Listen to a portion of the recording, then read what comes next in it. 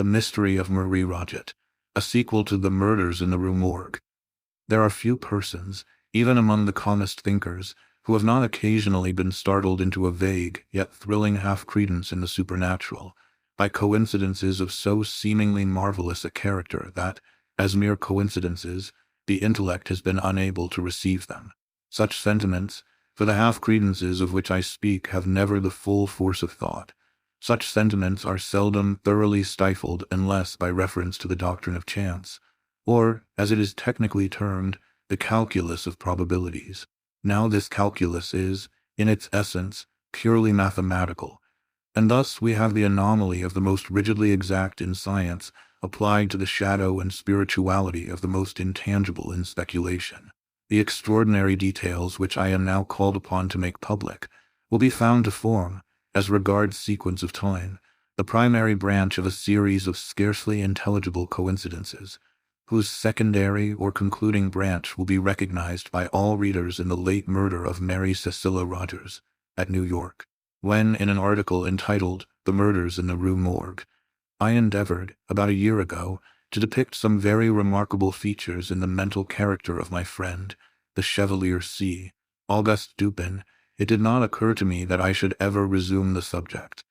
This depicting of character constituted my design, and this design was thoroughly fulfilled in the wild train of circumstances brought to instance Dupin's idiosyncrasy.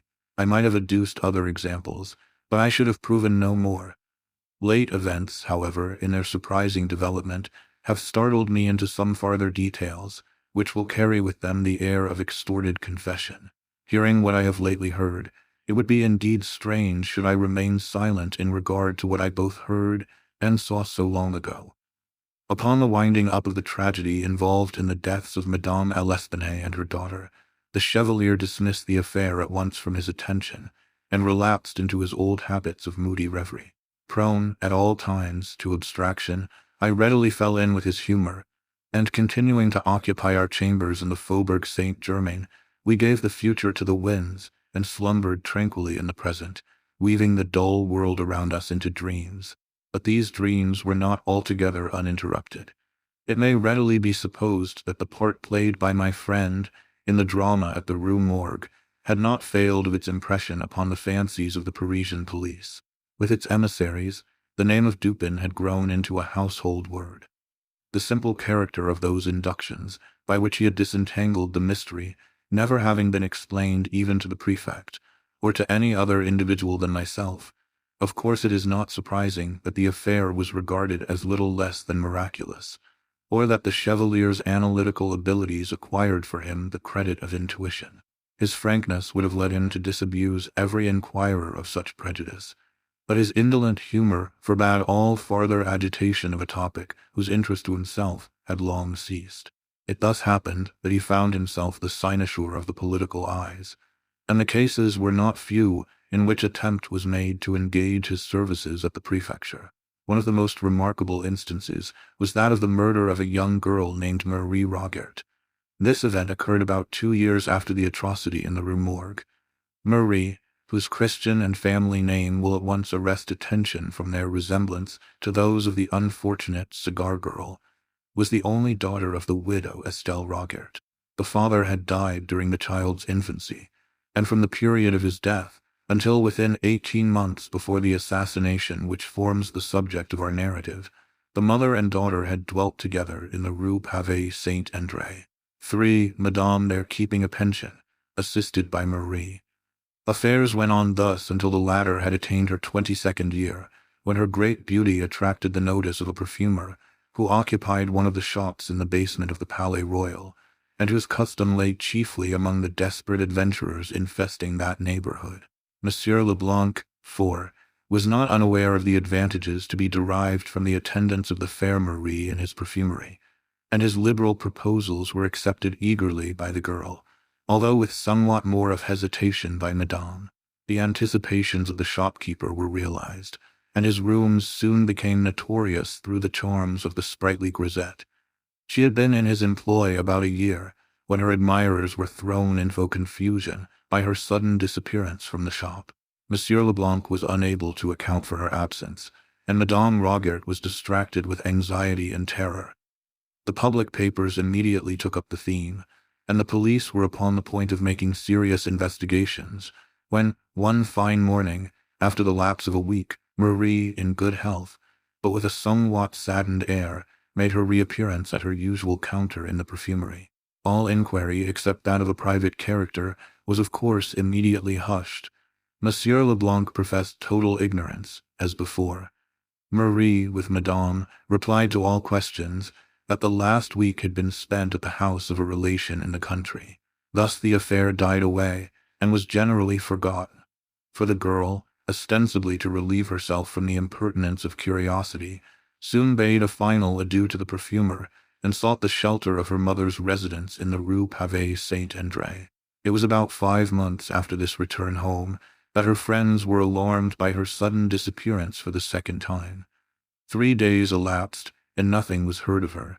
On the 4th her corpse was found floating in the Seine, near the shore which is opposite the quartier of the Rue Saint-André, and at a point not very far distant from the secluded neighborhood of the Barrière du Roule.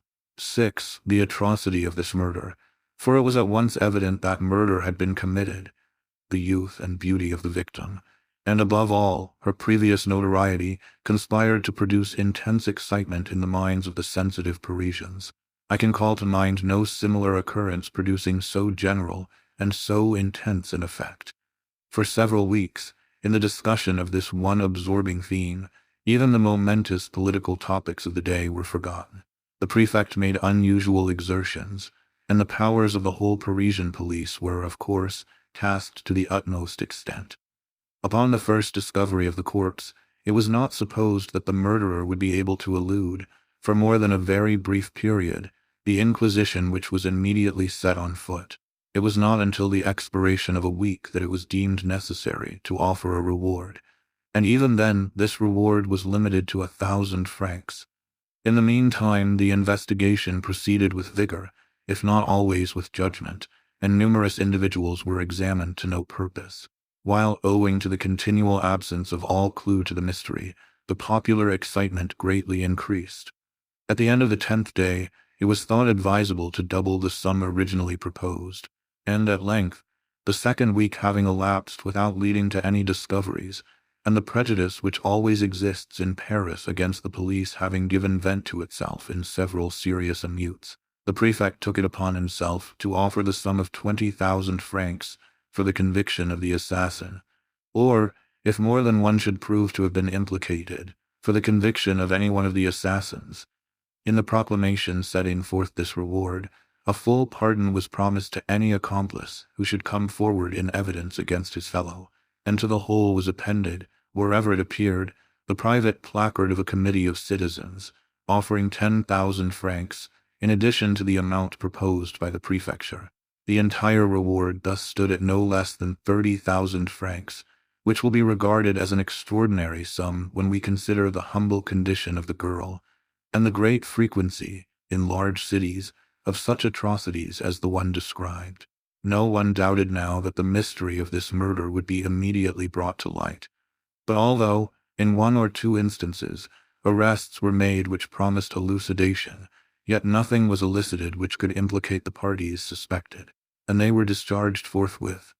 Strange as it may appear, the 3rd week from the discovery of the body had passed, and passed without any light being thrown upon the subject, before even a rumor of the events which had so agitated the public mind reached the ears of Dupin and myself. Engaged in researches which absorbed our whole attention, it had been nearly a month since either of us had gone abroad, or received a visitor, or more than glanced at the leading political articles in one of the daily papers. The first intelligence of the murder was brought us by G. in person. He called upon us early in the afternoon of the 13th of July, 18, and remained with us until late in the night. He had been piqued by the failure of all his endeavors to ferret out the assassins. His reputation, so he said with a peculiarly Parisian air, was at stake. Even his honor was concerned. The eyes of the public were upon him, and there was really no sacrifice which he would not be willing to make for the development of the mystery. He concluded a somewhat droll speech with a compliment upon what he was pleased to term the tact of Dupin, and made him a direct, and certainly a liberal proposition, the precise nature of which I do not feel myself at liberty to disclose, but which has no bearing upon the proper subject of my narrative. The compliment my friend rebutted as best he could, but the proposition he accepted at once, although its advantages were altogether provisional.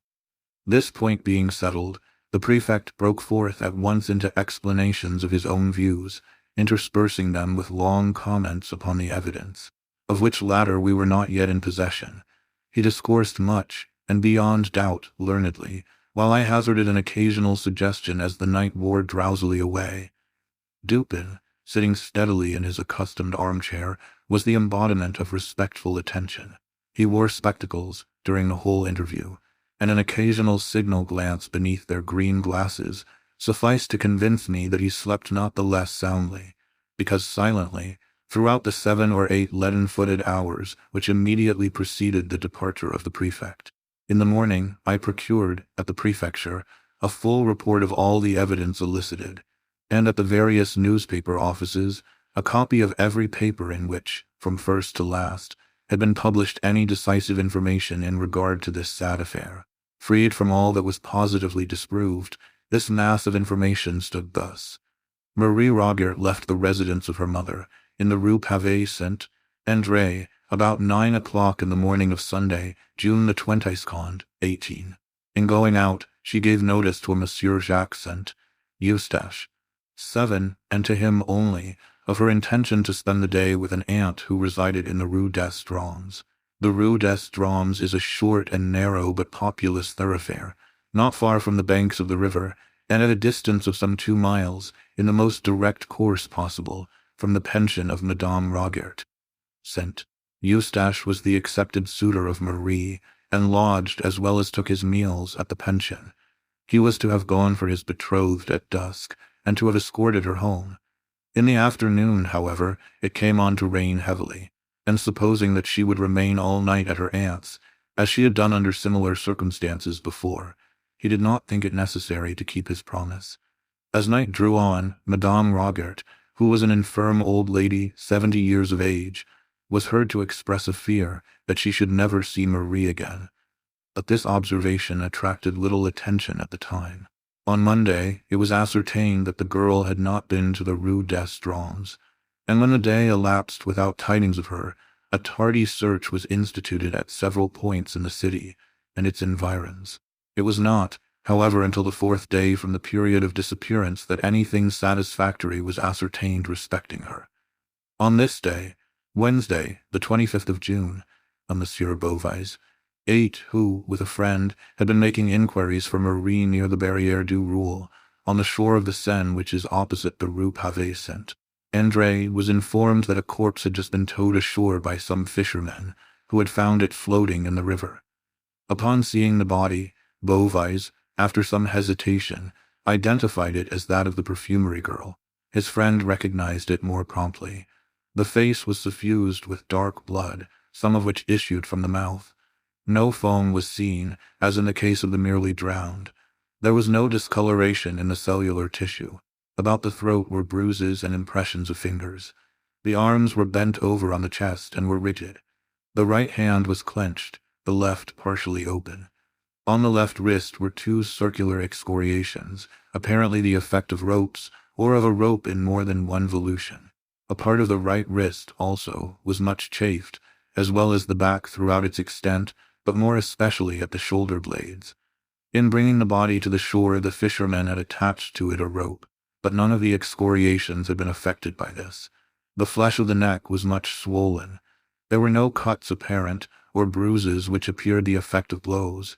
A piece of lace was found tied so tightly around the neck as to be hidden from sight. It was completely buried in the flesh, and was fastened by a knot which lay just under the left ear. This alone would have sufficed to produce death. The medical testimony spoke confidently of the virtuous character of the deceased. She had been subjected, it said, to brutal violence. The corpse was in such condition when found that there could have been no difficulty in its recognition by friends. The dress was much torn and otherwise disordered. In the outer garment, a slip, about a foot wide, had been torn upward from the bottom hem to the waist, but not torn off. It was wound 3 times around the waist and secured by a sort of hitch in the back. The dress immediately beneath the frock was of fine muslin, and from this a slip 18 inches wide had been torn entirely out, torn very evenly and with great care. It was found around her neck, fitting loosely, and secured with a hard knot. Over this muslin slip and the slip of lace, the strings of a bonnet were attached, the bonnet being appended. The knot by which the strings of the bonnet were fastened was not a lady's, but a slip or sailor's knot. After the recognition of the corpse, it was not, as usual, taken to the morgue, this formality being superfluous, but hastily interred not far from the spot at which it was brought ashore. Through the exertions of Beauvais, the matter was industriously hushed up as far as possible, and several days had elapsed before any public emotion resulted. A weekly paper, 9, however, at length took up the theme. The corpse was disinterred, and a re-examination instituted, but nothing was elicited beyond what has been already noted. The clothes, however, were now submitted to the mother and friends of the deceased, and fully identified as those worn by the girl upon leaving home. Meantime, the excitement increased hourly. Several individuals were arrested and discharged. St. Eustache fell especially under suspicion, and he failed, at first, to give an intelligible account of his whereabouts during the Sunday on which Marie left home. Subsequently, however, he submitted to Monsieur G. affidavits, accounting satisfactorily for every hour of the day in question. As time passed and no discovery ensued, 1,000 contradictory rumors were circulated, and journalists busied themselves in suggestions. Among these, the one which attracted the most notice was the idea that Marie Rogêt still lived, that the corpse found in the Seine was that of some other unfortunate. It will be proper that I submit to the reader some passages which embody the suggestion alluded to. These passages are literal translations from Edgar 10, a paper conducted, in general, with much ability. Mademoiselle Rogêt left her mother's house on Sunday morning, June the 22nd, 18, with the ostensible purpose of going to see her aunt, or some other connection, in the Rue des Drômes. From that hour nobody is proved to have seen her. There is no trace or tidings of her at all. There has no person whatever come forward, so far, who saw her at all on that day, after she left her mother's door. Now, though we have no evidence that Marie Rogêt was in the land of the living after 9 o'clock on Sunday, June the 22nd, we have proof that, up to that hour, she was alive. On Wednesday noon, at 12, a female body was discovered afloat on the shore of the Barrière du Roule. This was, even if we presume that Marie Rogêt was thrown into the river within 3 hours after she left her mother's house, only 3 days from the time she left her home, 3 days to an hour. But it is folly to suppose that the murder, if murder was committed on her body, could have been consummated soon enough to have enabled her murderers to throw the body into the river before midnight. Those who are guilty of such horrid crimes choose darkness rather than light. Thus we see that if the body found in the river was that of Marie Rogêt, it could only have been in the water 2.5 days, or 3 at the outside. All experience has shown that drowned bodies, or bodies thrown into the water immediately after death by violence, require from 6 to 10 days for decomposition to take place to bring them to the top of the water. Even where a cannon is fired over a corpse, and it rises before at least 5 or 6 days' immersion, it sinks again, if let alone. Now, we ask, what was there in this case to cause a departure from the ordinary course of nature? If the body had been kept in its mangled state on shore until Tuesday night, some trace would be found on shore of the murderers. It is a doubtful point, also, whether the body would be so soon afloat, even were it thrown in after having been dead 2 days. And furthermore, it is exceedingly improbable that any villains who had committed such a murder as is here supposed would have thrown the body in without weight to sink it, when such a precaution could have so easily been taken. The editor here proceeds to argue that the body must have been in the water, not 3 days merely, but at least 5 times 3 days, because it was so far decomposed that Beauvais had great difficulty in recognizing it. This latter point, however, was fully disproved. I continue the translation. What, then, are the facts on which M. Beauvais says that he has no doubt the body was that of Marie Rogêt? He ripped up the gown sleeve, and says he found marks which satisfied him of the identity. The public generally supposed those marks to have consisted of some description of scars. He rubbed the arm and found hair upon it, something as indefinite, we think, as can readily be imagined, as little conclusive as finding an arm in the sleeve.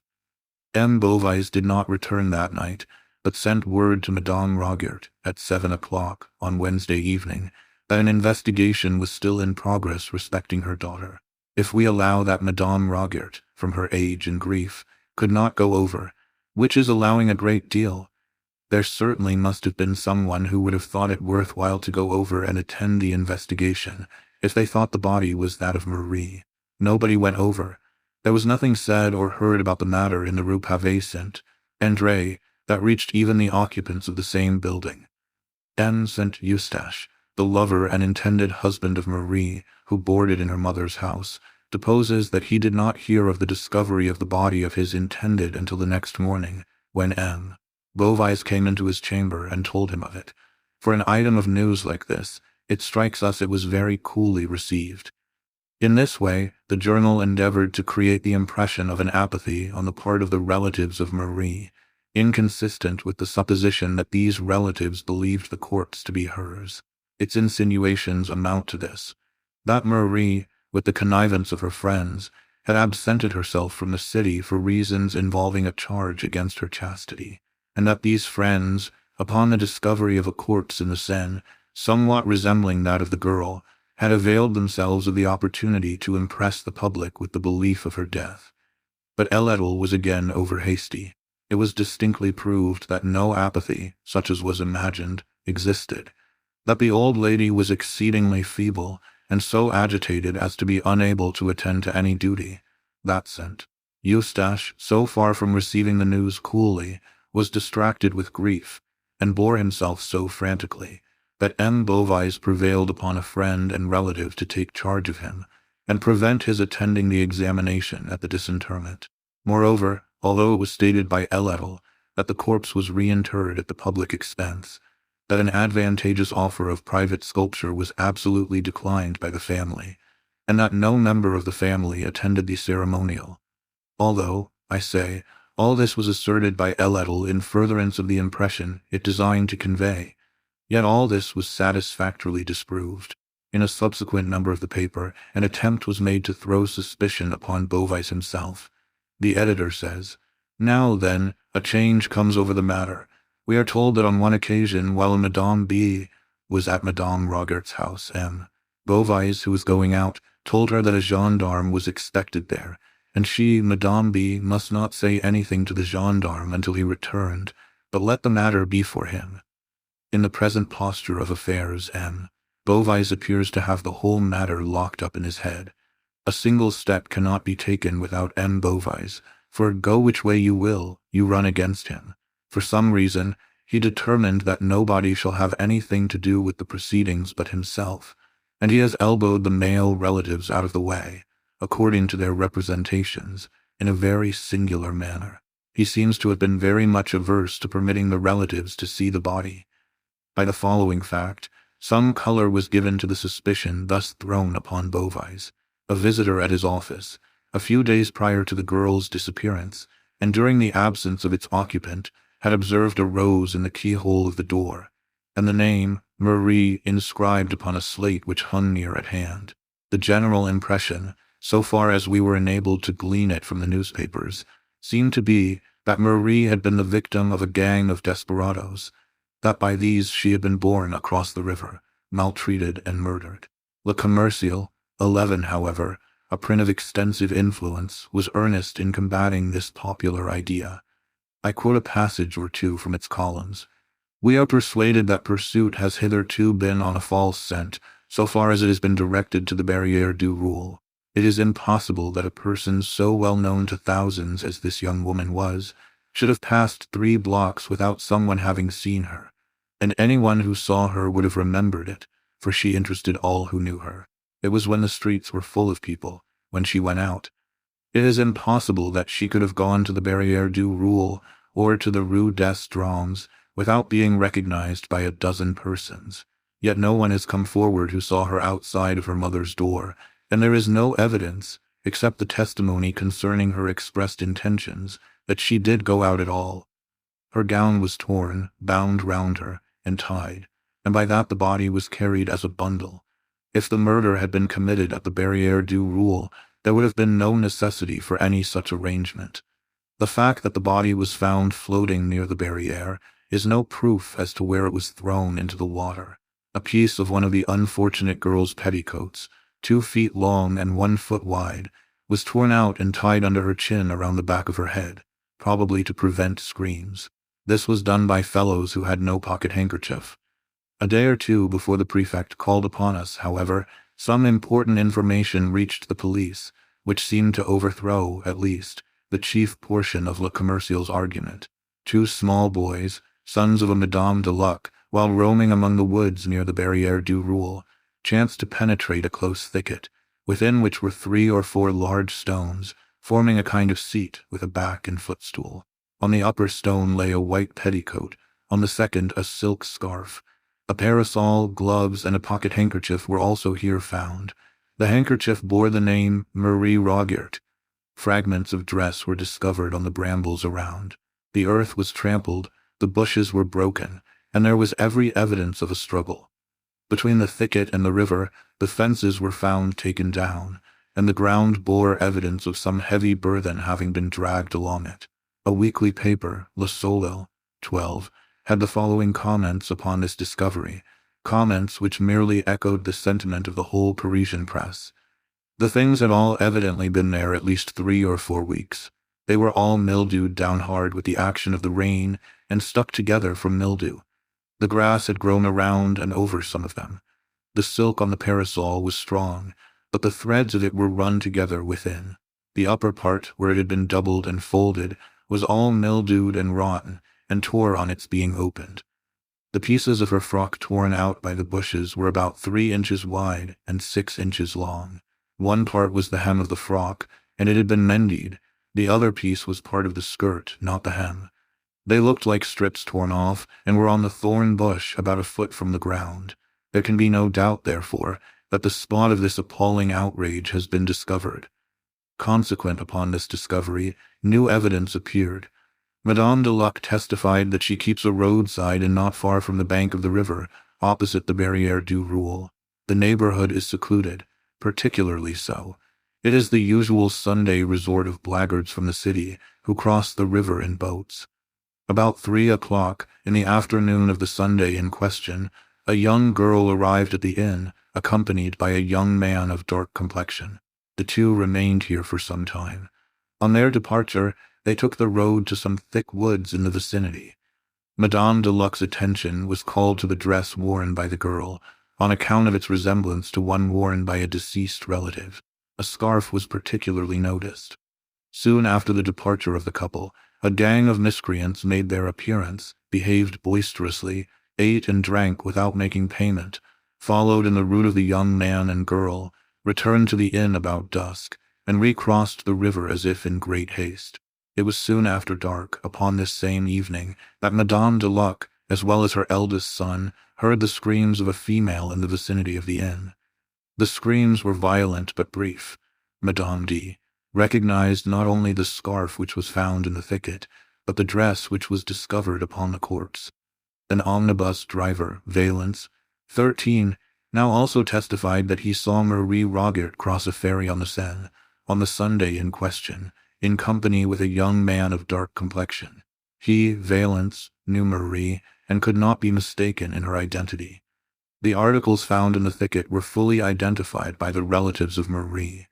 The items of evidence and information thus collected by myself, from the newspapers, at the suggestion of Dupin, embraced only one more point, but this was a point of seemingly vast consequence.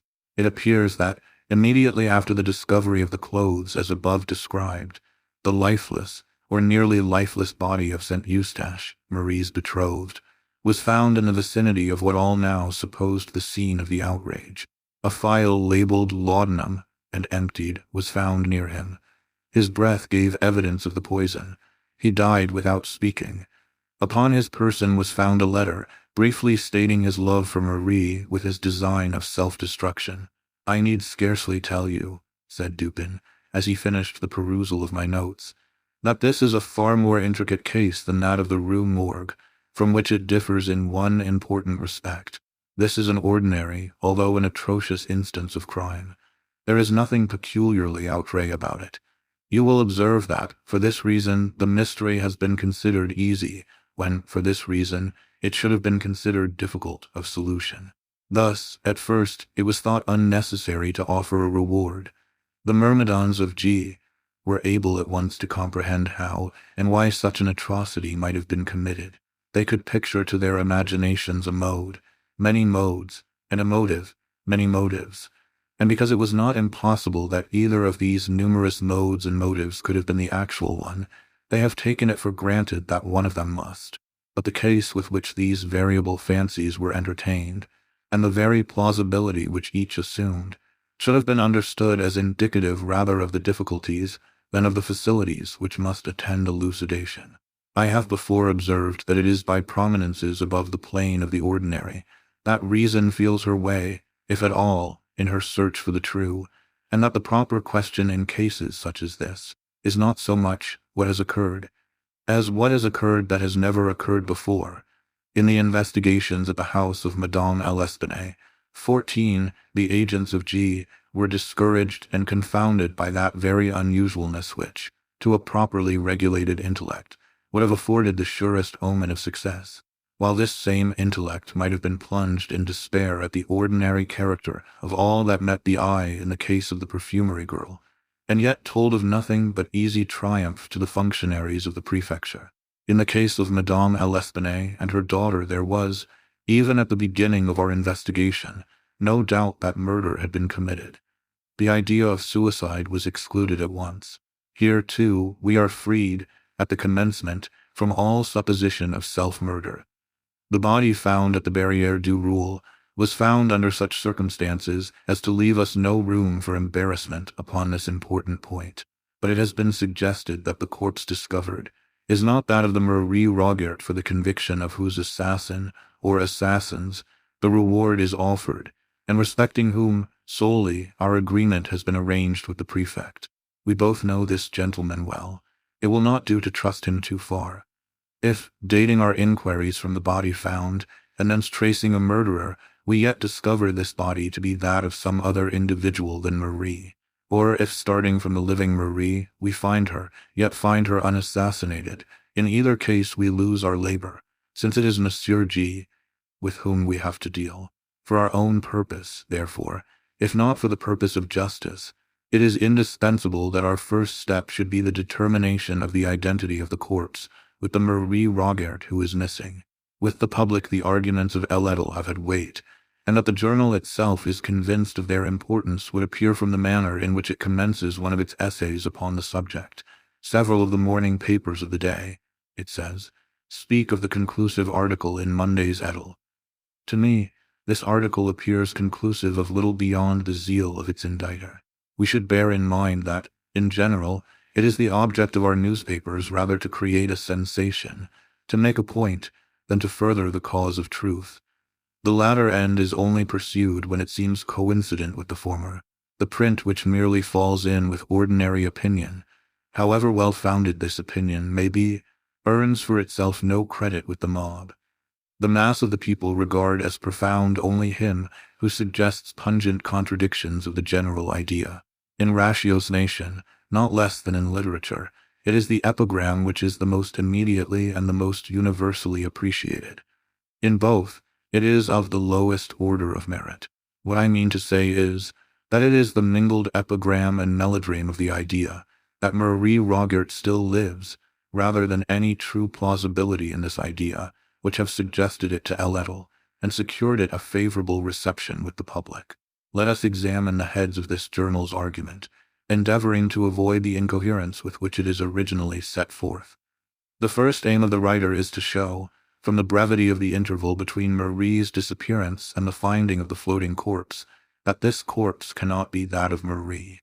The reduction of this interval to its smallest possible dimension becomes thus, at once, an object with the reasoner. In the rash pursuit of this object, he rushes into mere assumption at the outset. It is folly to suppose, he says, that the murder, if murder was committed on her body, could have been consummated soon enough to have enabled her murderers to throw the body into the river before midnight.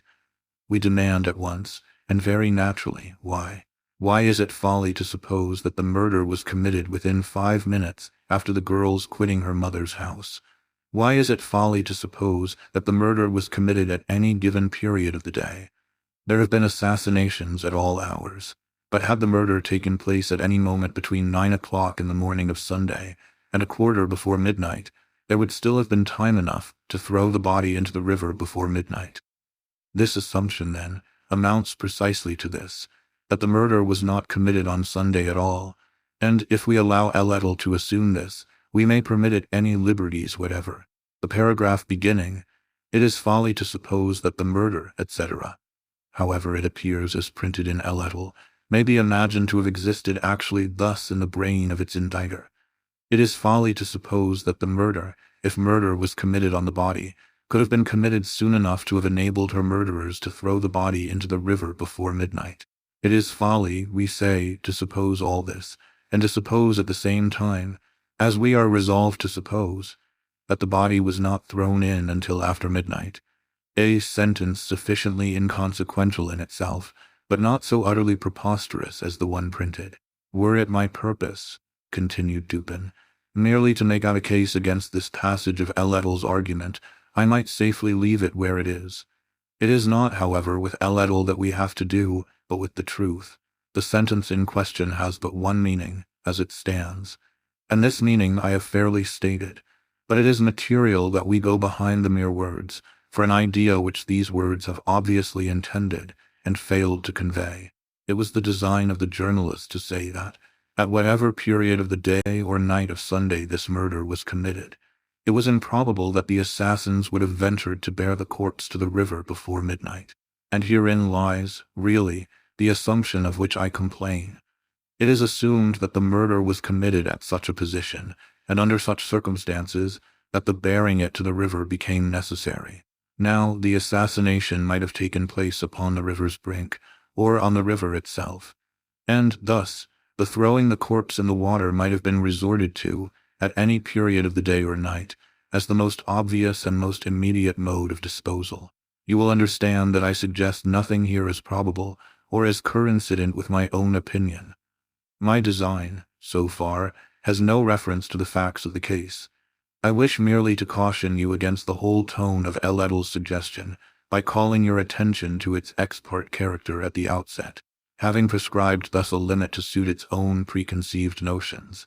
Having assumed that, if this were the body of Marie, it could have been in the water but a very brief time, the journal goes on to say, all experience has shown that drowned bodies, or bodies thrown into the water immediately after death by violence, require from 6 to 10 days for sufficient decomposition to take place to bring them to the top of the water. Even when a cannon is fired over a corpse, and it rises before at least 5 or 6 days' immersion, it sinks again if let alone. These assertions have been tacitly received by every paper in Paris, with the exception of Le Moniteur. 15.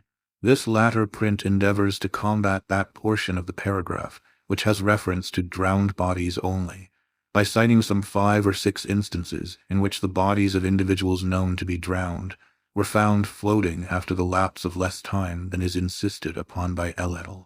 But there is something excessively unphilosophical in the attempt on the part of Le Moniteur to rebut the general assertion of Edgar by a citation of particular instances militating against that assertion. Had it been possible to adduce 50 instead of 5 examples of bodies found floating at the end of 2 or 3 days, these 50 examples could still have been properly regarded only as exceptions to Edgar's rule, until such time as the rule itself should be confuted. Admitting the rule, and this Le Moniteur does not deny, insisting merely upon its exceptions, the argument of Edgar is suffered to remain in full force. For this argument does not pretend to involve more than a question of the probability of the body having risen to the surface in less than 3 days, and this probability will be in favor of Edgar's position, until the instances so childishly adduced shall be sufficient in number to establish an antagonistical rule. you will see at once that all argument upon this head should be urged, if at all, against the rule itself. And for this end, we must examine the rationale of the rule. Now the human body, in general, is neither much lighter nor much heavier than the water of the Seine. That is to say, the specific gravity of the human body, in its natural condition, is about equal to the bulk of fresh water which it displaces. The bodies of fat and fleshy persons, with small bones, and of women generally, are lighter than those of the lean and large-boned, and of men. And the specific gravity of the water of a river is somewhat influenced by the presence of the tide from sea.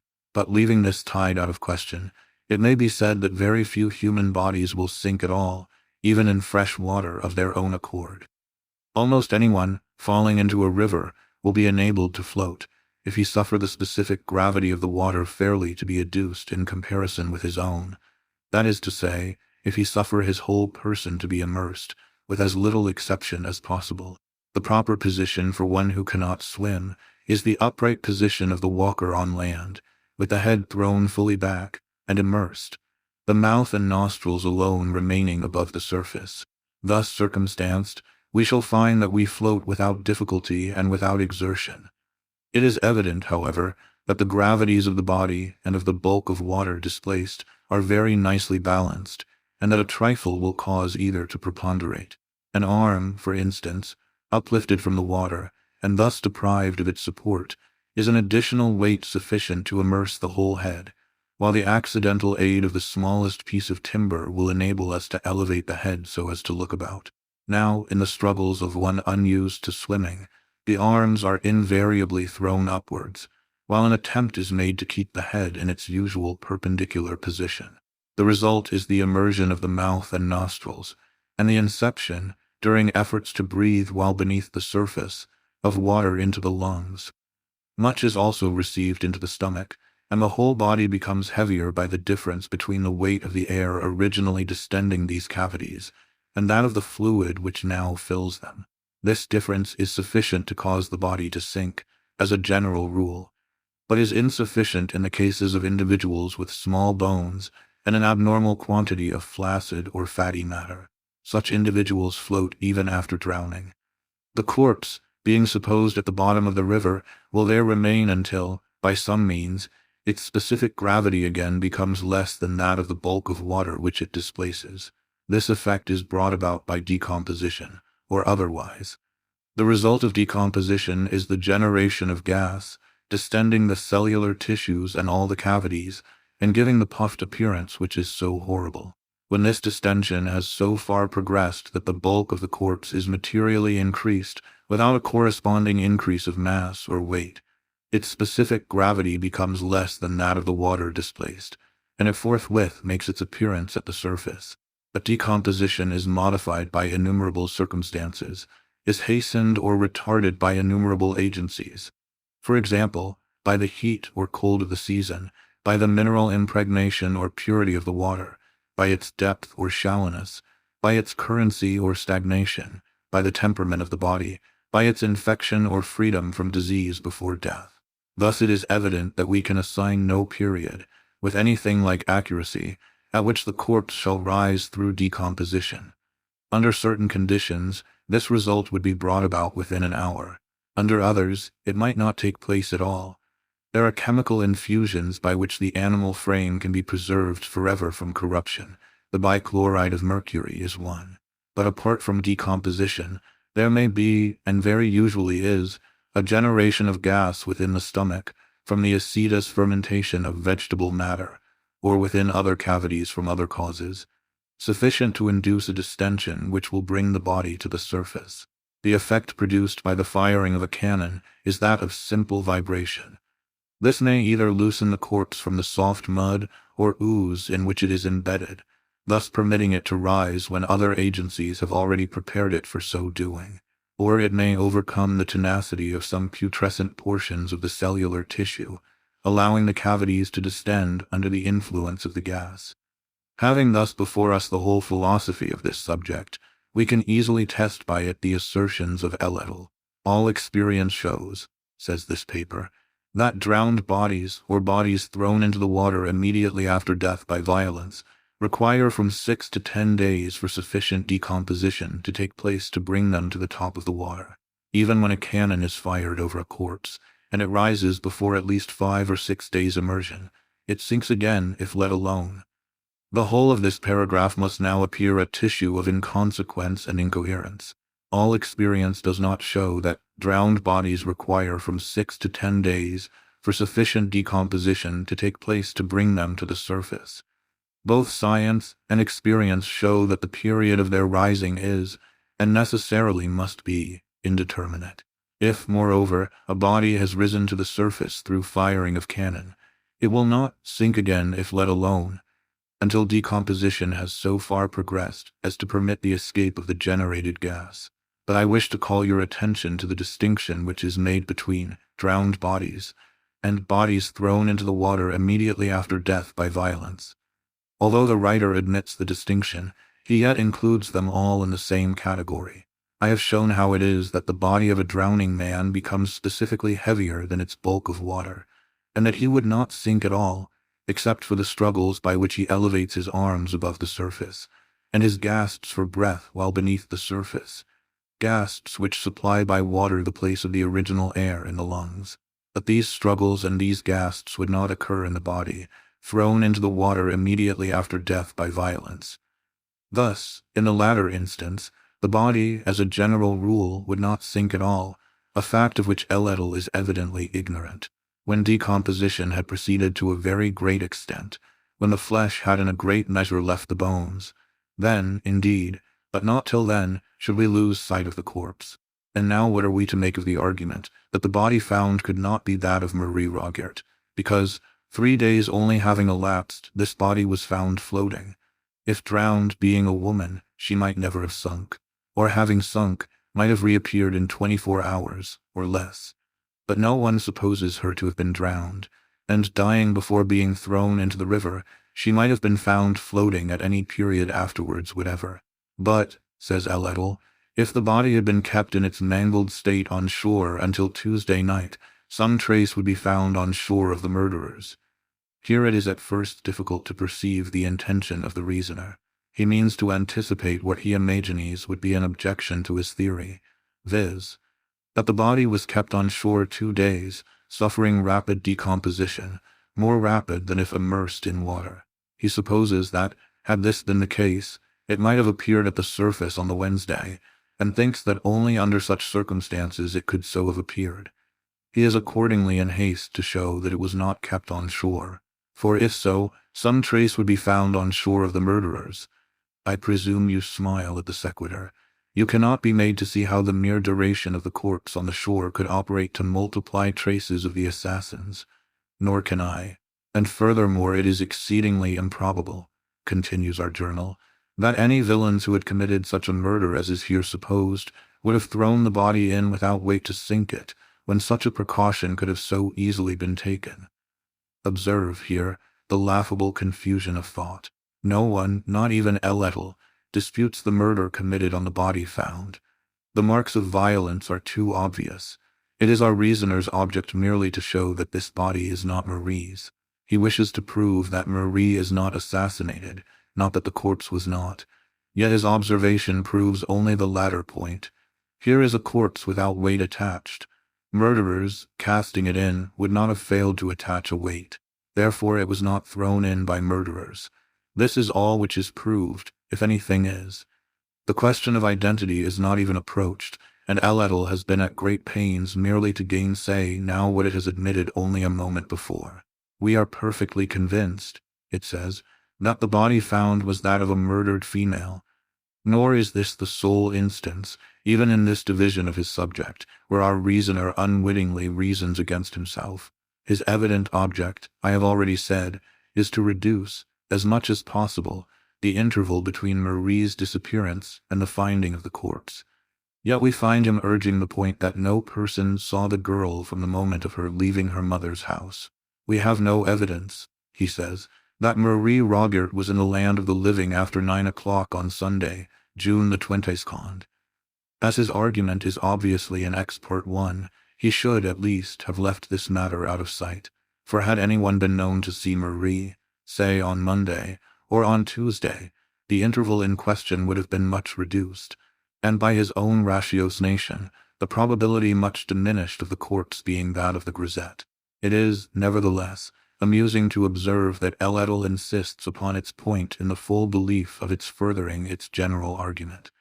Reperuse now that portion of this argument which has reference to the identification of the corpse by Beauvais. In regard to the hair upon the arm, Edgar has been obviously disingenuous. M. Beauvais, not being an idiot, could never have urged, in identification of the corpse, simply hair upon its arm. No arm is without hair. The generality of the expression of Edgar is a mere perversion of the witness phraseology. He must have spoken of some peculiarity in this hair. It must have been a peculiarity of color, of quantity, of length, or of situation. Her foot, says the journal, was small, so are thousands of feet. Her garter is no proof whatever, nor is her shoe, for shoes and garters are sold in packages. The same may be said of the flowers in her hat.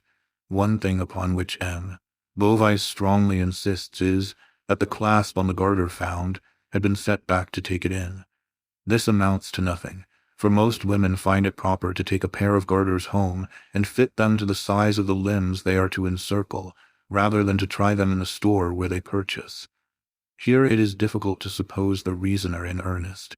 Had M. Beauvais, in his search for the body of Marie, discovered a corpse corresponding in general size and appearance to the missing girl, he would have been warranted, without reference to the question of habiliment at all, in forming an opinion that his search had been successful. If, in addition to the point of general size and contour, he had found upon the arm a peculiar hairy appearance which he had observed upon the living Marie, his opinion might have been justly strengthened, and the increase of positiveness might well have been in the ratio of the peculiarity, or unusualness, of the hairy mark. If, the feet of Marie being small, those of the corpse were also small, the increase of probability that the body was that of Marie would not be an increase in a ratio merely arithmetical, but in one highly geometrical or accumulative. Add to all this shoes such as she had been known to wear upon the day of her disappearance, and, although these shoes may be sold in packages, you so far augment the probability as to verge upon the certain. What of itself would be no evidence of identity becomes through its corroborative position, proof most sure. Give us, then, flowers in the hat corresponding to those worn by the missing girl, and we seek for nothing farther. If only one flower, we seek for nothing farther. What then if 2 or 3 or more? Each successive one is multiple evidence, proof not added to proof, but multiplied by hundreds or thousands. Let us now discover, upon the deceased, garters such as the living used, and it is almost folly to proceed. But these garters are found to be tightened, by the setting back of a clasp, in just such a manner as her own had been tightened by Marie, shortly previous to her leaving home. It is now madness or hypocrisy to doubt. What Edgar says in respect to this abbreviation of the garters being an unusual occurrence shows nothing beyond its own pertinacity and error. The elastic nature of the clasped garter is self-demonstration of the unusualness of the abbreviation. What is made to adjust itself must of necessity require foreign adjustment, but rarely. It must have been by an accident, in its strictest sense, that these garters of Marie needed the tightening described. They alone would have amply established her identity. But it is not that the corpse was found to have the garters of the missing girl, or found to have her shoes, or her bonnet, or the flowers of her bonnet, or her feet, or a peculiar mark upon the arm, or her general size and appearance. It is that the corpse had each, and all collectively. Could it be proved that the editor of Edgar really entertained a doubt? Under the circumstances, there would be no need, in his case, of a commission de lunatico inquirendo. He has thought it sagacious to echo the small talk of the lawyers, who, for the most part, content themselves with echoing the rectangular precepts of the courts. I would here observe that very much of what is rejected as evidence by a court is the best of evidence to the intellect. For the court, guiding itself by the general principles of evidence, the recognized and booked principles, is averse from swerving at particular instances. And this steadfast adherence to principle, with rigorous disregard of the conflicting exception, is a sure mode of attaining the maximum of attainable truth in any long sequence of time. The practice, in mass, is therefore philosophical, but it is not the less certain that it engenders vast individual error. 16. In respect to the insinuations leveled at Beauvais, you will be willing to dismiss them in a breath. You have already fathomed the true character of this good gentleman. He is a busybody, with much of romance and little of wit. Anyone so constituted will readily so conduct himself, upon occasion of real excitement, as to render himself liable to suspicion on the part of the over-acute or the ill-disposed. M. Beauvais, as it appears from your notes, had some personal interviews with the editor of Allittl, and offended him by venturing an opinion that the corpse, notwithstanding the theory of the editor, was, in sober fact, that of Marie. He persists, says the paper, in asserting the corpse to be that of Marie, but cannot give a circumstance, in addition to those which we have commented upon, to make others believe. Now, without readverting to the fact that stronger evidence, to make others believe, could never have been adduced, it may be remarked that a man may very well be understood to believe, in a case of this kind, without the ability to advance a single reason for the belief of a second party. Nothing is more vague than impressions of individual identity. Each man recognizes his neighbor, yet there are few instances in which anyone is prepared to give a reason for his recognition.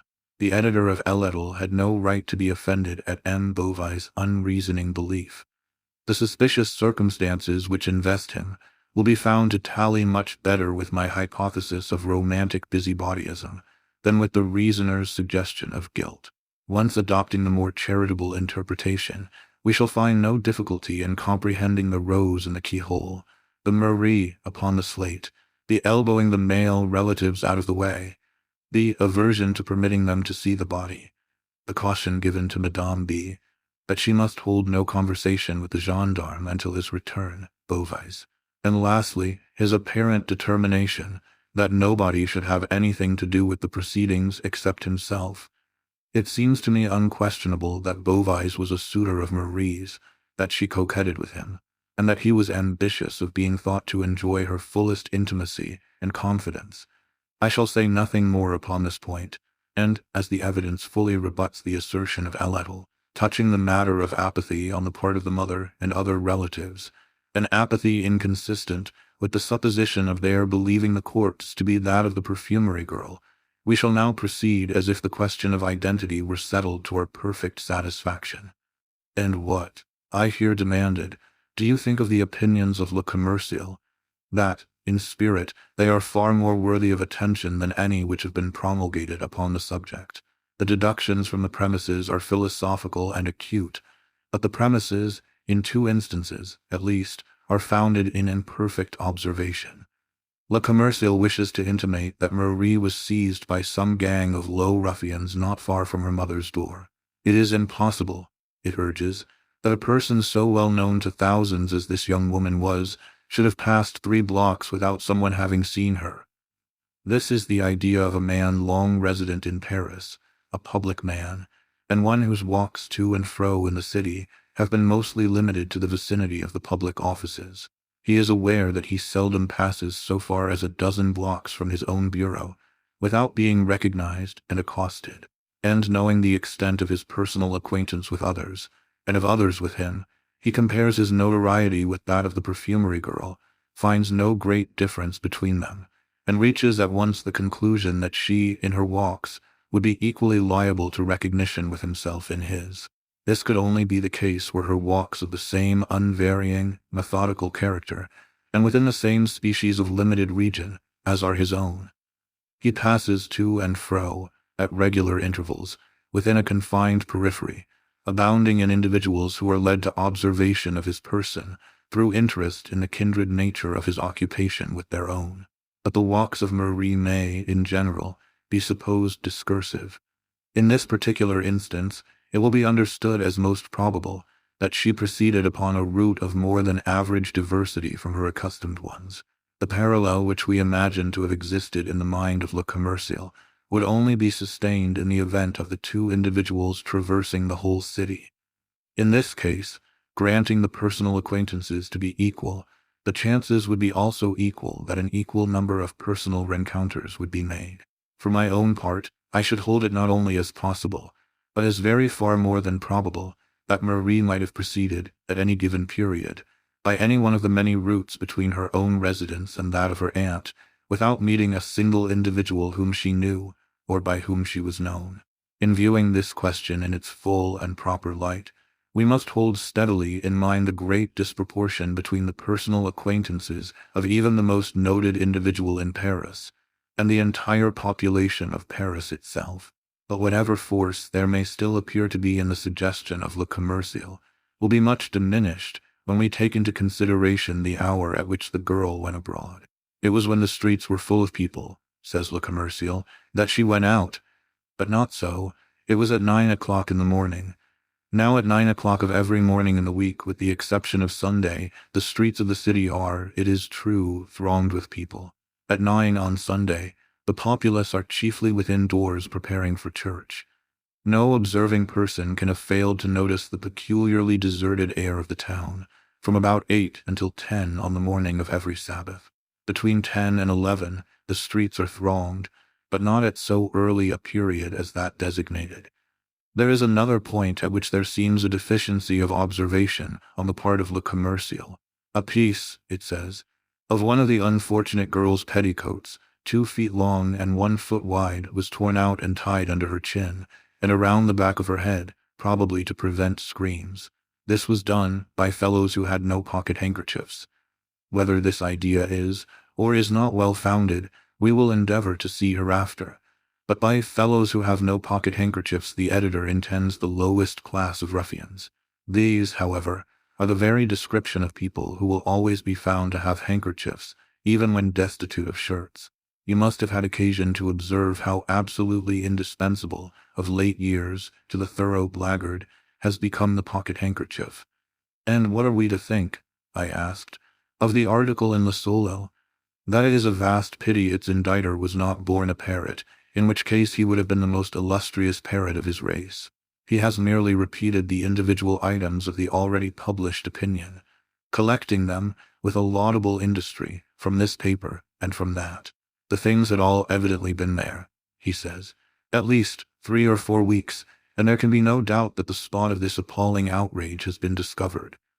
The facts here restated by Le Soleil are very far indeed from removing my own doubts upon this subject, and we will examine them more particularly hereafter in connection with another division of the theme. At present we must occupy ourselves with other investigations. You cannot fail to have remarked the extreme laxity of the examination of the corpse. To be sure, the question of identity was readily determined, or should have been, but there were other points to be ascertained. Had the body been in any respect despoiled? Had the deceased any articles of jewelry about her person upon leaving home? If so, had she any when found? These are important questions utterly untouched by the evidence, and there are others of equal moment which have met with no attention. We must endeavor to satisfy ourselves by personal inquiry. The case of Saint Eustache must be re-examined. I have no suspicion of this person, but let us proceed methodically. We will ascertain beyond a doubt the validity of the affidavits in regard to his whereabouts on the Sunday. Affidavits of this character are readily made matter of mystification. Should there be nothing wrong here, however, we will dismiss Saint Eustache from our investigations. His suicide, however corroborative of suspicion, were there found to be deceit in the affidavits, is, without such deceit, in no respect an unaccountable circumstance, or one which need cause us to deflect from the line of ordinary analysis. In that which I now propose, we will discard the interior points of this tragedy, and concentrate our attention upon its outskirts. Not the least usual error, in investigations such as this, is the limiting of inquiry to the immediate, with total disregard of the collateral or circumstantial events. It is the malpractice of the courts to confine evidence and discussion to the bounds of apparent relevancy. Yet experience has shown, and a true philosophy will always show, that a vast, perhaps the larger portion of truth, arises from the seemingly irrelevant. It is through the spirit of this principle, if not precisely through its letter, that modern science has resolved to calculate upon the unforeseen. But perhaps you do not comprehend me. The history of human knowledge has so uninterruptedly shown that to collateral, or incidental, or accidental events, We are indebted for the most numerous and most valuable discoveries, that it has at length become necessary, in any prospective view of improvement, to make not only large, but the largest allowances for inventions that shall arise by chance, and quite out of the range of ordinary expectation. It is no longer philosophical to base, upon what has been, a vision of what is to be. Accident is admitted as a portion of the substructure. We make chance a matter of absolute calculation. We subject the unlooked for and unimagined to the mathematical formulae of the schools. I repeat that it is no more than fact that the larger portion of all truth has sprung from the collateral, and it is but in accordance with the spirit of the principle involved in this fact that I would divert inquiry, in the present case, from the trodden and hitherto unfruitful ground of the event itself to the contemporary circumstances which surround it. While you ascertain the validity of the affidavits, I will examine the newspapers more generally than you have as yet done. So far, we have only reconnoitred the field of investigation, but it will be strange indeed if a comprehensive survey, such as I propose, of the public prints, will not afford us some minute points which shall establish a direction for inquiry. In pursuance of Dupin's suggestion, I made scrupulous examination of the affair of the affidavits. The result was a firm conviction of their validity, and of the consequent innocence of St. Eustache. In the meantime, my friend occupied himself, with what seemed to me a minuteness altogether objectless, in a scrutiny of the various newspaper files. At the end of a week he placed before me the following extracts. About 3 years and a half ago, a disturbance very similar to the present was caused by the disappearance of this same Marie Rogêt from the parfumerie of Monsieur Leblanc in the Palais Royal. At the end of a week, however, she reappeared at her customary comptoir as well as ever, with the exception of a slight paleness not altogether usual. It was given out by Monsieur Leblanc and her mother that she had merely been on a visit to some friend in the country, and the affair was speedily hushed up. We presume that the present absence is a freak of the same nature, and that, at the expiration of a week or perhaps of a month, we shall have her among us again. Evening paper, Monday, June 23, 17. An evening journal of yesterday refers to a former mysterious disappearance of Mademoiselle Rogêt. It is well known that, during the week of her absence from Leblanc's parfumerie, she was in the company of a young naval officer, much noted for his debaucheries. A quarrel, it is supposed, providentially led to her return home. We have the name of the Lothario in question, who is, at present, stationed in Paris, but for obvious reasons forbear to make it public.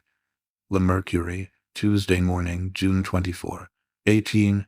An outrage of the most atrocious character was perpetrated near this city the day before yesterday.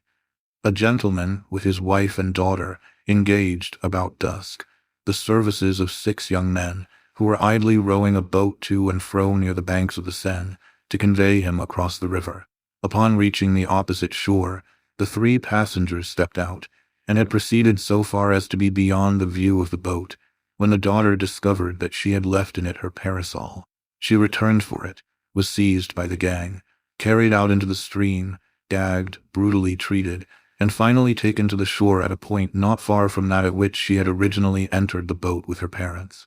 The villains have escaped for the time, but the police are upon their trail, and some of them will soon be taken. Morning paper, June 25. 19. We have received 1 or 2 communications, the object of which is to fasten the crime of the late atrocity upon Menis. 20. But as this gentleman has been fully exonerated by a loyal inquiry, and as the arguments of our several correspondents appear to be more zealous than profound, we do not think it advisable to make them public. Morning paper, June 28. 21. We have received several forcibly written communications, apparently from various sources, and which go far to render it a matter of certainty that the unfortunate Marie Rogêt has become a victim of one of the numerous bands of blackguards which infest the vicinity of the city upon Sunday. Our own opinion is decidedly in favor of this supposition.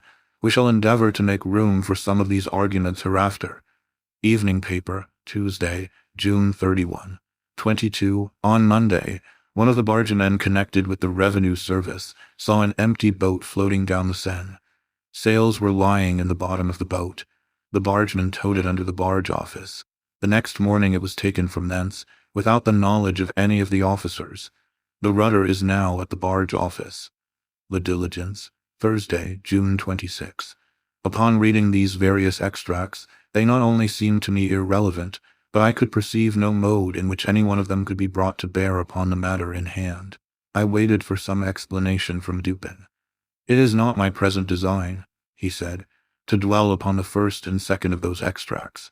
I have copied them chiefly to show you the extreme remissness of the police, who, as far as I can understand from the prefect, have not troubled themselves, in any respect, with an examination of the naval officer alluded to. Yet it is mere folly to say that between the first and second disappearance of Marie there is no supposable connection. Let us admit the first elopement to have resulted in a quarrel between the lovers and the return home of the betrayed. We are now prepared to view a second elopement. If we know that an elopement has again taken place, as indicating a renewal of the betrayer's advances, rather than as the result of new proposals by a second individual, we are prepared to regard it as a making up of the old amour, rather than as the commencement of a new one. The chances are 10 to 1 that he who had once eloped with Marie would again propose an elopement, rather than that she to whom proposals of elopement had been made by one individual should have them made to her by another. And here let me call your attention to the fact that the time elapsing between the first ascertained and the second supposed elopement is a few months more than the general period of the cruises of our men-of-war. Had the lover been interrupted in his first villainy by the necessity of departure to sea, and had he seized the first moment of his return to renew the base designs not yet altogether accomplished, or not yet altogether accomplished by him, of all these things we know nothing. You will say, however, that, in the second instance, there was no elopement as imagined. Certainly not, but are we prepared to say that there was not the frustrated design? Beyond Saint Eustache and perhaps Beauvais, we find no recognized, no open, no honorable suitors of Marie. Of none other is there anything said. Who, then, is the secret lover, of whom the relatives, at least most of them, know nothing, but whom Marie meets upon the morning of Sunday, and who is so deeply in her confidence that she hesitates not to remain with him until the shades of the evening descend, amid the solitary groves of the Barrière du Roule? Who is that secret lover, I ask, of whom, at least, most of the relatives know nothing? And what means the singular prophecy of Madame Rogêt on the morning of Marie's departure? I fear that I shall never see Marie again. But if we cannot imagine Madame Rogêt privy to the design of elopement, may we not at least suppose this design entertained by the girl? Upon quitting home, she gave it to be understood that she was about to visit her aunt in the Rue des Drômes, and Saint Eustache was requested to call for her at dark. Now, at first glance, this fact strongly militates against my suggestion, but let us reflect. That she did meet some companion, and proceed with him across the river, reaching the Barrière du Roule at so late an hour as 3 o'clock in the afternoon, is known. But in consenting so to accompany this individual, for whatever purpose, to her mother known or unknown, she must have thought of her expressed intention when leaving home, and of the surprise and suspicion aroused in the bosom of her affianced suitor, Saint Eustache, when calling for her at the hour appointed, in the Rue des Drômes, he should find that she had not been there. And when, moreover, upon returning to the pension with this alarming intelligence, he should become aware of her continued absence from home. She must have thought of these things, I say. She must have foreseen the chagrin of Saint Eustache, the suspicion of all. She could not have thought of returning to brave this suspicion, but the suspicion becomes a point of trivial importance to her if we suppose her not intending to return. We may imagine her thinking thus: I am to meet a certain person for the purpose of elopement, or for certain other purposes known only to myself. It is necessary that there be no chance of interruption. There must be sufficient time given us to elude pursuit. I will give it to be understood that I shall visit and spend the day with my aunt at the Rue des Drômes. I will tell Saint Eustache not to call for me until dark. In this way, my absence from home for the longest possible period, without causing suspicion or anxiety, will be accounted for, and I shall gain more time than in any other manner.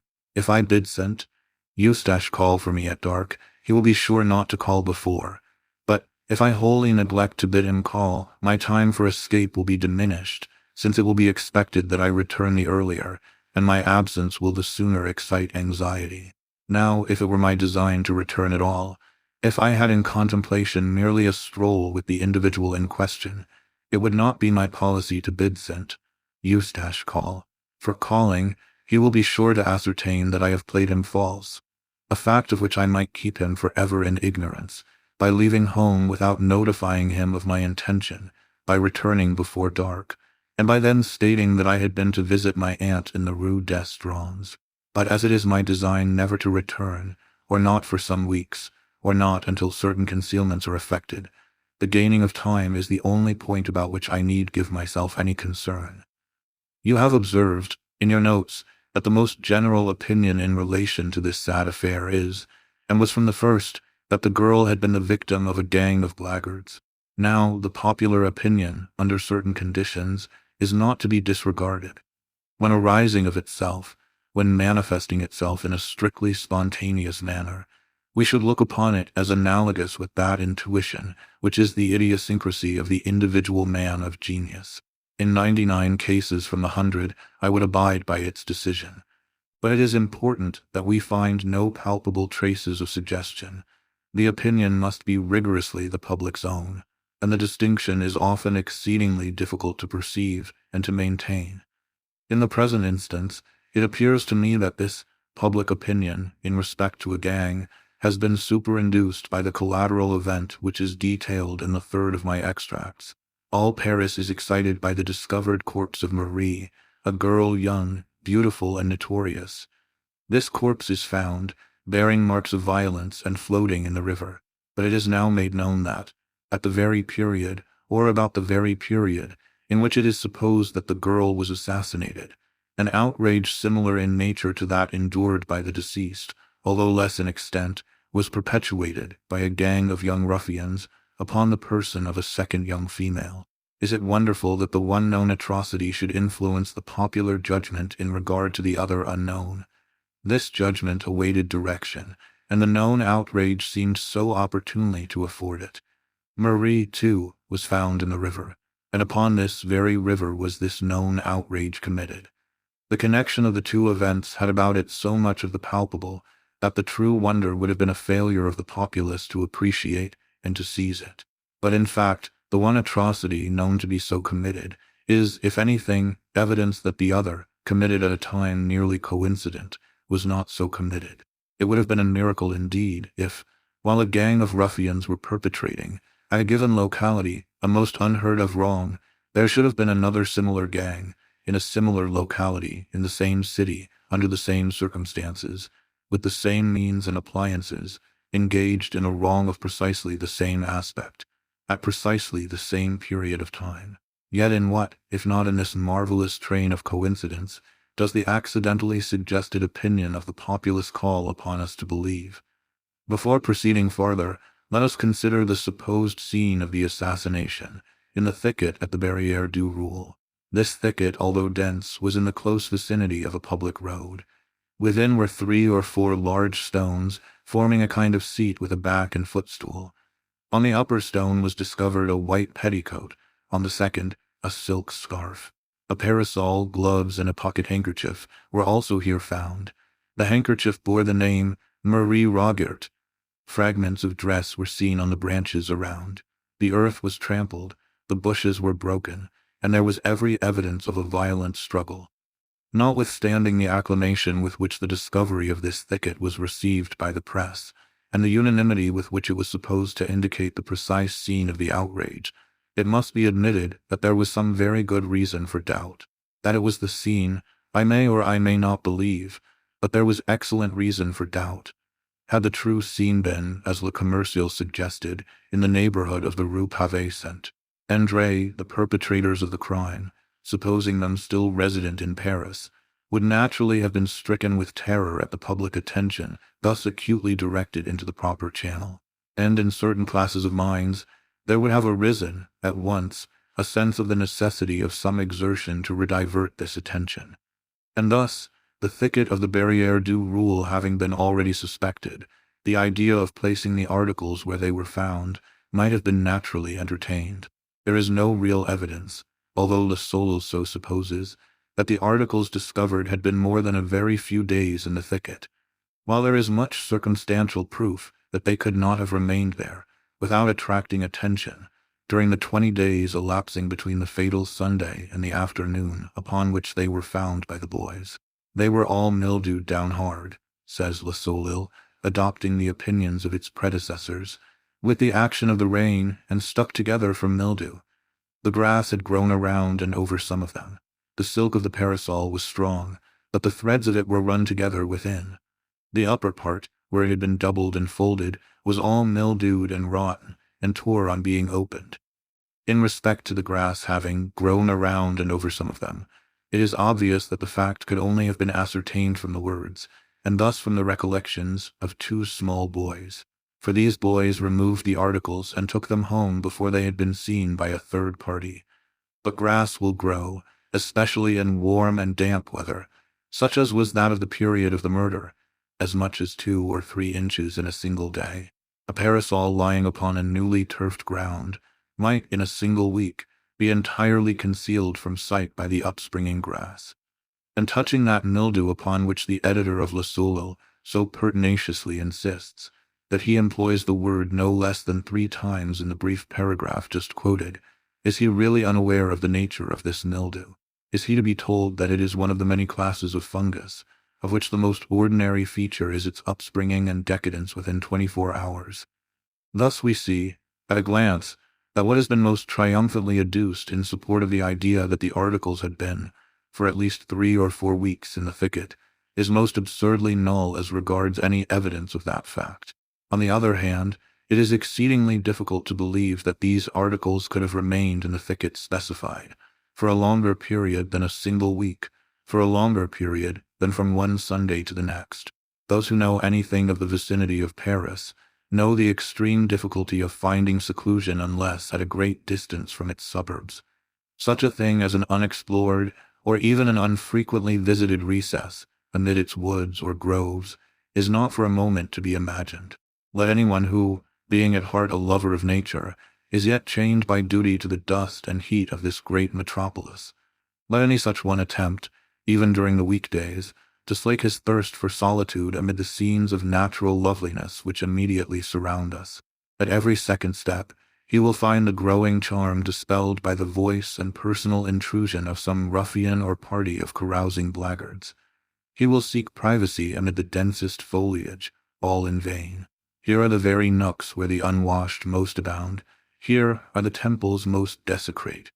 With sickness of the heart, the wanderer will flee back to the polluted Paris as to a less odious because less incongruous sink of pollution. But if the vicinity of the city is so beset during the working days of the week, how much more so on the Sabbath? It is now especially that, released from the claims of labor, or deprived of the customary opportunities of crime, the town blackguard seeks the precincts of the town, not through love of the rural, which in his heart he despises, but by way of escape from the restraints and conventionalities of society. He desires less the fresh air and the green trees than the utter license of the country. Here, at the roadside inn, or beneath the foliage of the woods, he indulges, unchecked by any eye except those of his boon companions, in all the mad excess of a counterfeit hilarity, the joint offspring of liberty and of rum. I say nothing more than what must be obvious to every dispassionate observer, when I repeat that the circumstance of the articles in question having remained undiscovered, for a longer period than from one Sunday to another, in any thicket in the immediate neighborhood of Paris, is to be looked upon as little less than miraculous. But there are not wanting other grounds for the suspicion that the articles were placed in the thicket with the view of diverting attention from the real scene of the outrage. And first, let me direct your notice to the date of the discovery of the articles. Collate this with the date of the 5th extract made by myself from the newspapers. You will find that the discovery followed, almost immediately, the urgent communications sent to the evening paper. These communications, although various and apparently from various sources, tended all to the same point, viz., the directing of attention to a gang as the perpetrators of the outrage, and to the neighborhood of the Barrière du Roule as its scene. Now here, of course, The suspicion is not that, in consequence of these communications, or of the public attention by them directed, the articles were found by the boys, but the suspicion might and may well have been that the articles were not before found by the boys, for the reason that the articles had not before been in the thicket, having been deposited there only at so late a period as at the date, or shortly prior to the date of the communication, by the guilty authors of these communications themselves. This thicket was a singular, an exceedingly singular one. It was unusually dense. Within its naturally walled enclosure were 3 extraordinary stones, forming a seat with a back and footstool. And this thicket, so full of a natural art, was in the immediate vicinity, within a few rods, of the dwelling of Madame de Luc, whose boys were in the habit of closely examining the shrubberies about them in search of the bark of the sassafras. Would it be a rash wager, a wager of 1,000 to 1, that a day never passed over the heads of these boys without finding at least one of them ensconced in the umbrageous hall and enthroned upon its natural throne? Those who would hesitate at such a wager have either never been boys themselves, or have forgotten the boyish nature. I repeat, it is exceedingly hard to comprehend how the articles could have remained in this thicket undiscovered for a longer period than 1 or 2 days, and that thus there is good ground for suspicion, in spite of the dogmatic ignorance of Le Soleil, that they were, at a comparatively late date, deposited where found. But there are still other and stronger reasons for believing them so deposited than any which I have as yet urged. And now let me beg your notice to the highly artificial arrangement of the articles. On the upper stone lay a white petticoat, on the second, a silk scarf. Scattered around were a parasol, gloves, and a pocket handkerchief bearing the name, Marie Rogêt. Here is just such an arrangement as would naturally be made by a not over-acute person wishing to dispose the articles naturally, but it is by no means a really natural arrangement. I should rather have looked to see the things all lying on the ground and trampled underfoot. In the narrow limits of that bower, it would have been scarcely possible that the petticoat and scarf should have retained a position upon the stones, when subjected to the brushing to and fro of many struggling persons. There was evidence, it is said, of a struggle, and the earth was trampled, the bushes were broken, but the petticoat and the scarf are found deposited as if upon shelves. The pieces of the frock torn out by the bushes were about 3 inches wide and 6 inches long. One part was the hem of the frock, and it had been mended. They looked like strips torn off. Here, inadvertently, Le Soleil has employed an exceedingly suspicious phrase. The pieces, as described, do indeed look like strips torn off, but purposely and by hand. It is one of the rarest of accidents that a piece is torn off, from any garment such as is now in question, by the agency of a thorn. From the very nature of such fabrics, a thorn or nail becoming entangled in them tears them rectangularly, divides them into 2 longitudinal rents at right angles with each other and meeting at an apex where the thorn enters, but it is scarcely possible to conceive the piece torn off. I never so knew it, nor did you. To tear a piece off from such fabric, 2 distinct forces in different directions will be, in almost every case, required. If there be 2 edges to the fabric, if, for example, it be a pocket handkerchief, and it is desired to tear from it a slip then, and then only, will the one force serve the purpose. But in the present case the question is of a dress, presenting but one edge.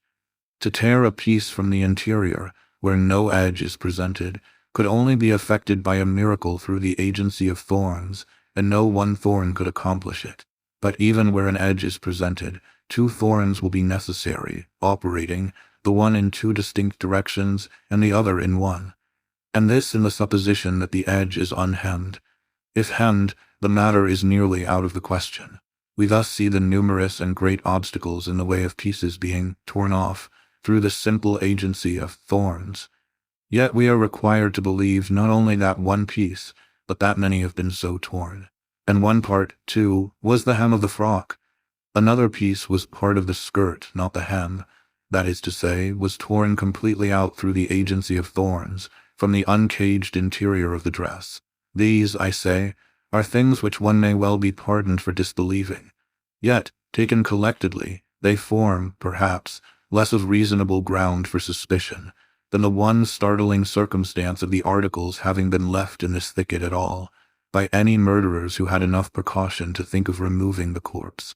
You will not have apprehended me rightly, however, if you suppose it my design to deny this thicket as the scene of the outrage. There might have been a wrong here, or, more possibly, an accident at Madame Deluxe. But in fact, this is a point of minor importance. We are not engaged in an attempt to discover the scene, but to produce the perpetrators of the murder. What I have adduced, notwithstanding the minuteness with which I have adduced it, has been with the view, first, to show the folly of the positive and headlong assertions of Le Soleil, but secondly and chiefly, to bring you, by the most natural route, to a further contemplation of the doubt whether this assassination has, or has not, been the work of a gang. We will resume this question by mere allusion to the revolting details of the surgeon examined at the inquest. It is only necessary to say that his published inferences, in regard to the number of ruffians, have been properly ridiculed as unjust and totally baseless by all the reputable anatomists of Paris. Not that the matter might not have been as inferred, but that there was no ground for the inference. Was there not much for another? Let us reflect now upon the traces of a struggle, and let me ask what these traces have been supposed to demonstrate. A gang? But do they not rather demonstrate the absence of a gang? What struggle could have taken place? What struggle so violent and so enduring as to have left its traces, in all directions, between a weak and defenseless girl and the gang of ruffians imagined? The silent grasp of a few rough arms, and all would have been over. The victim must have been absolutely passive at their will. You will here bear in mind that the arguments urged against the thicket as the scene are applicable in chief part only against it as the scene of an outrage committed by more than a single individual. If we imagine but one violator, we can conceive, and thus only conceive, the struggle of so violent and so obstinate a nature as to have left the traces apparent. And again, I have already mentioned the suspicion to be excited by the fact that the articles in question were suffered to remain at all in the thicket were discovered. It seems almost impossible that these evidences of guilt should have been accidentally left where found. There was sufficient presence of mind, it is supposed, to remove the corpse, and yet a more positive evidence than the corpse itself, whose features might have been quickly obliterated by decay, is allowed to lie conspicuously in the scene of the outrage. I allude to the handkerchief with the name of the deceased. If this was accident, it was not the accident of a gang. We can imagine it only the accident of an individual. Let us see. An individual has committed the murder. He is alone with the ghost of the departed. He is appalled by what lies motionless before him. The fury of his passion is over, and there is abundant room in his heart for the natural awe of the deed. His is none of that confidence which the presence of numbers inevitably inspires. He is alone with the dead. He trembles and is bewildered. Yet there is a necessity for disposing of the corpse. He bears it to the river, but leaves behind him the other evidences of guilt. For it is difficult, if not impossible, to carry all the burthen at once, and it will be easy to return for what is left. But in his toilsome journey to the water his fears redouble within him. The sounds of life encompass his path. A dozen times he hears or fancies the step of an observer. Even the very lights from the city bewilder him. Yet, in time and by long and frequent pauses of deep agony, he reaches the river's brink and disposes of his ghastly charge, perhaps through the medium of a boat. But now what treasure does the world hold? What thread of vengeance could it hold out, which would have power to urge the return of that lonely murderer over that toilsome and perilous path, to the thicket and its blood-chilling recollections? He returns not, let the consequences be what they may. He could not return if he would. His sole thought is immediate escape. He turns his back forever upon those dreadful shrubberies and flees as from the wrath to come. But how with a gang? Their number would have inspired them with confidence.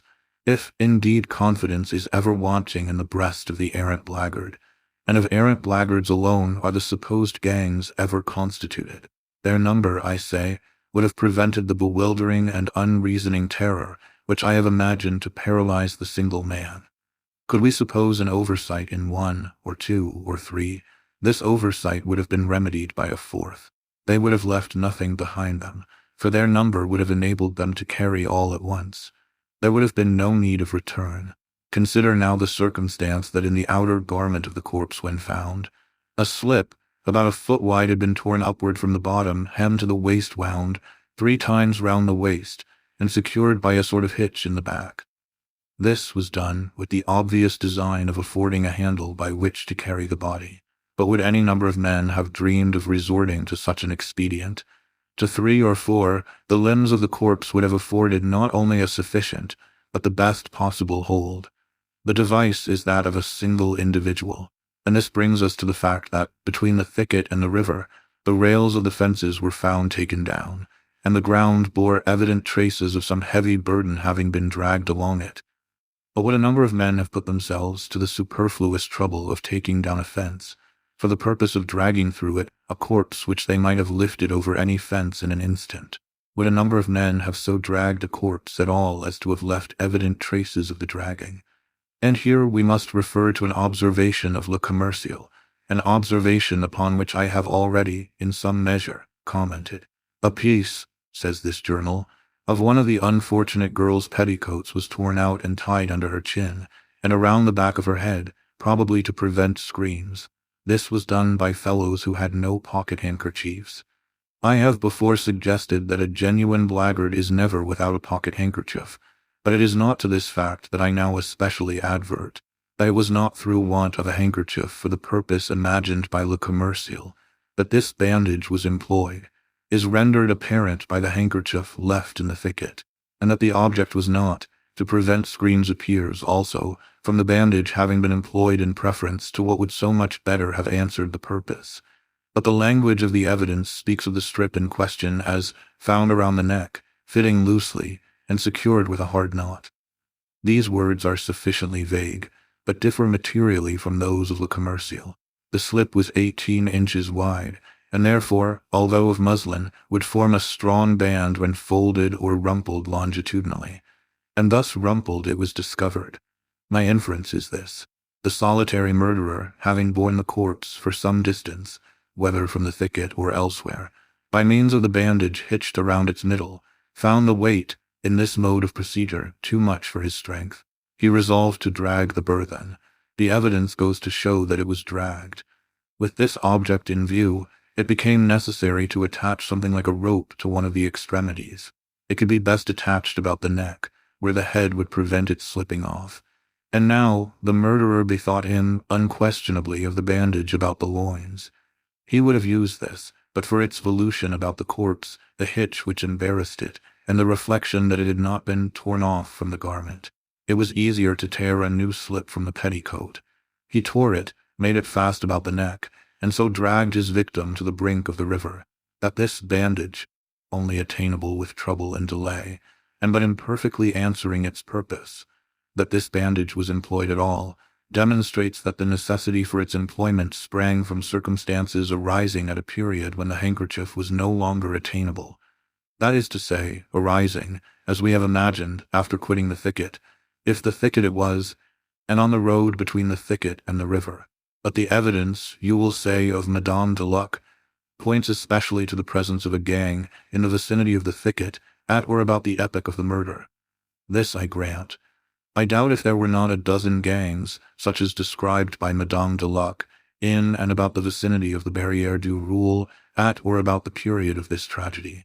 But the gang which has drawn upon itself the pointed animadversion, although the somewhat tardy and very suspicious evidence of Madame de Luc, is the only gang which is represented by that honest and scrupulous old lady as having eaten her cakes and swallowed her brandy, without putting themselves to the trouble of making her payment.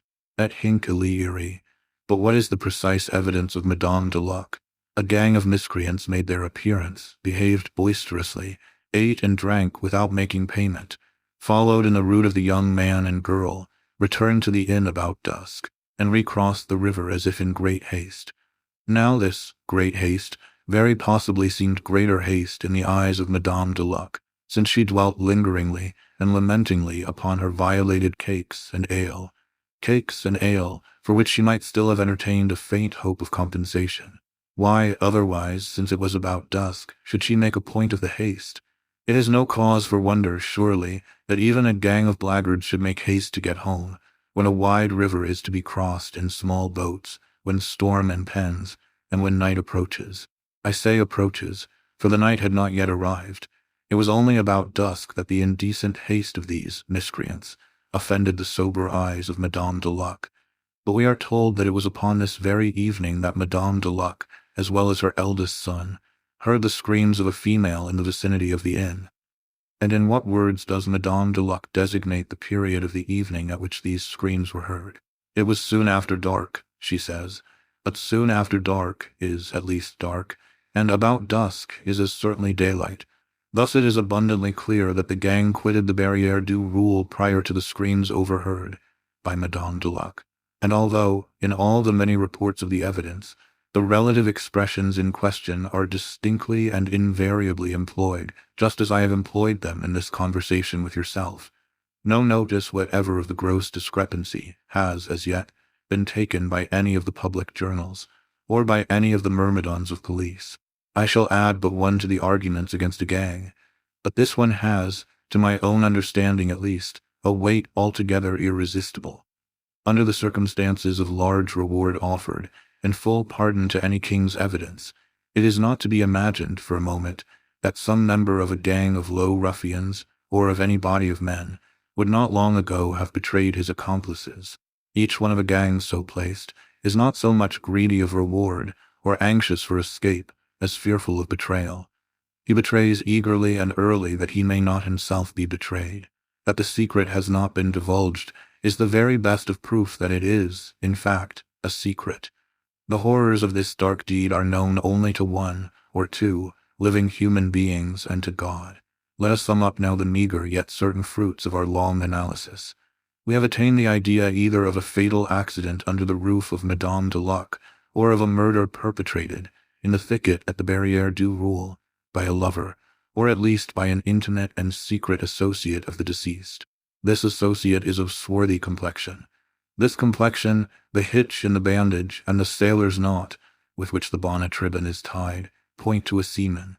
His companionship with the deceased, a gay, but not an abject young girl, designates him as above the grade of the common sailor. Here the well-written and urgent communications to the journals are much in the way of corroboration.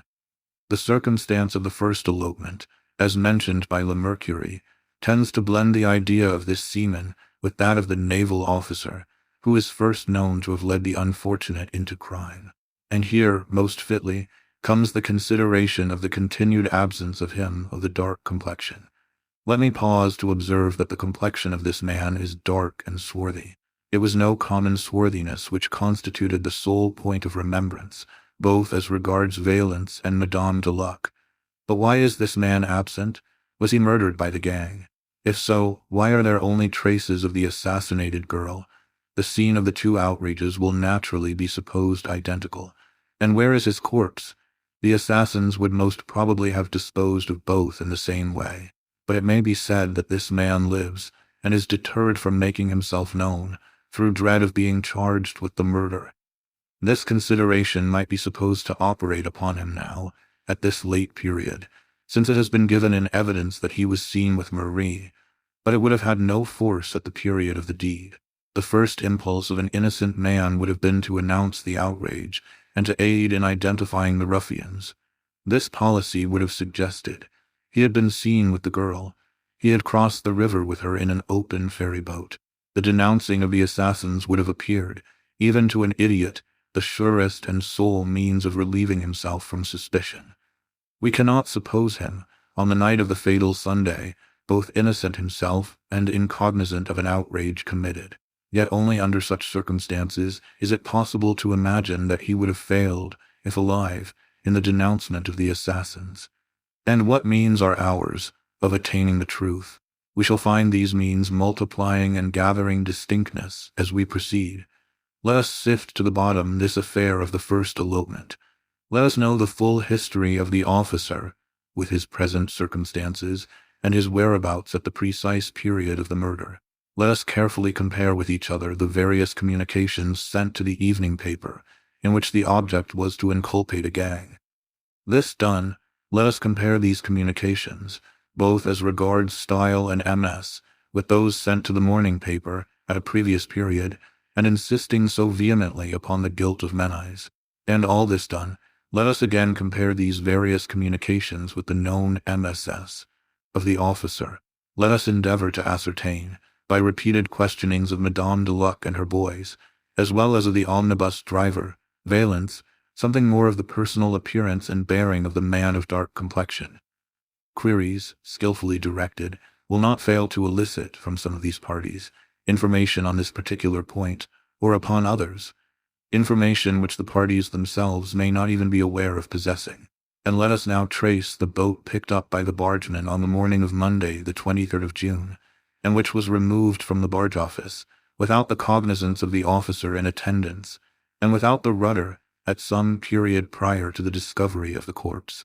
With a proper caution and perseverance, we shall infallibly trace this boat, for not only can the bargeman who picked it up identify it, but the rudder is at hand. The rudder of a sailboat would not have been abandoned, without inquiry, by one altogether at ease in heart. And here let me pause to insinuate a question. There was no advertisement of the picking up of this boat.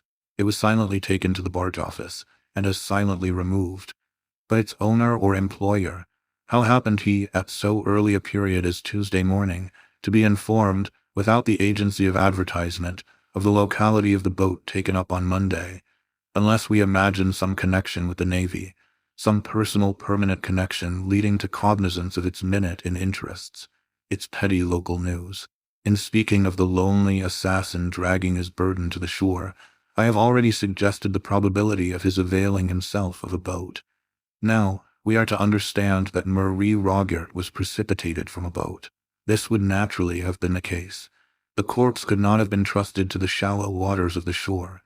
The peculiar marks on the back and shoulders of the victim tell of the bottom ribs of a boat. That the body was found without weight is also corroborative of the idea.